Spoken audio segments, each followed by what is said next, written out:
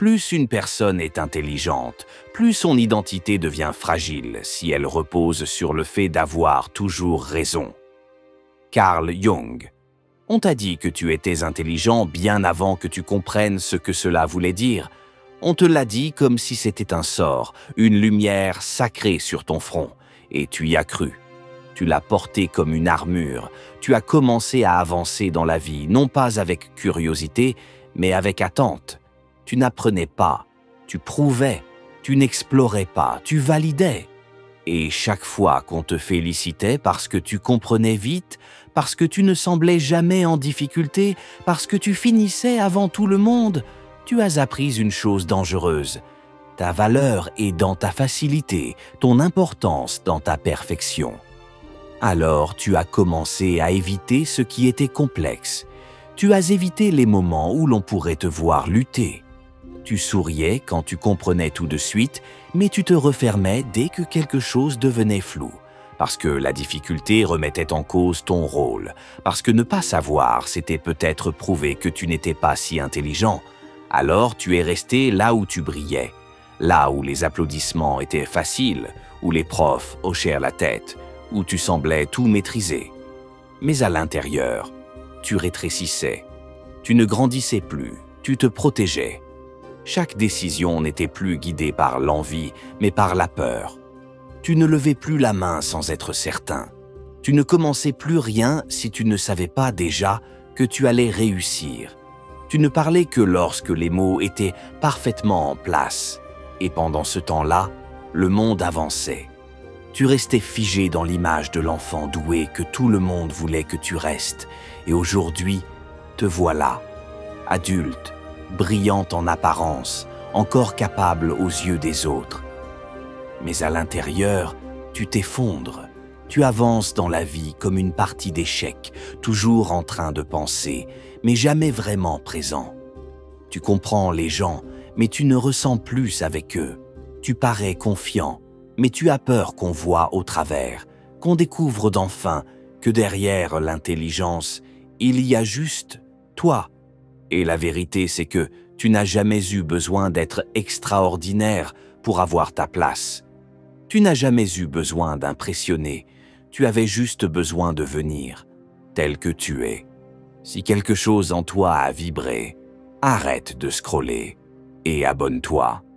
Pas pour suivre, pour te souvenir de qui tu es.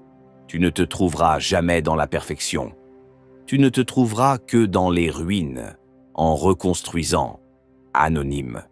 Le véritable basculement commence le jour où tu arrêtes d'essayer d'impressionner.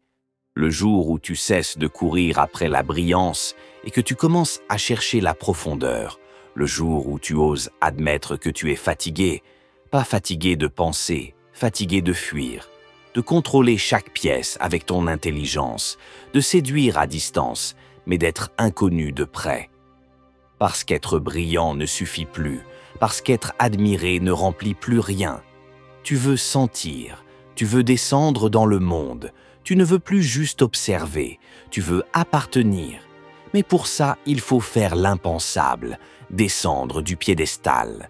Tu sais, ce piédestal t'a peut-être protégé, mais il t'a aussi isolé. Il t'a donné une étiquette, mais t'a volé ta liberté. Il t'a rendu spécial, mais inatteignable. Et pendant que tu planifiais ta posture, ta vie, les autres vivaient. La vie réelle ne se vit pas au-dessus des gens.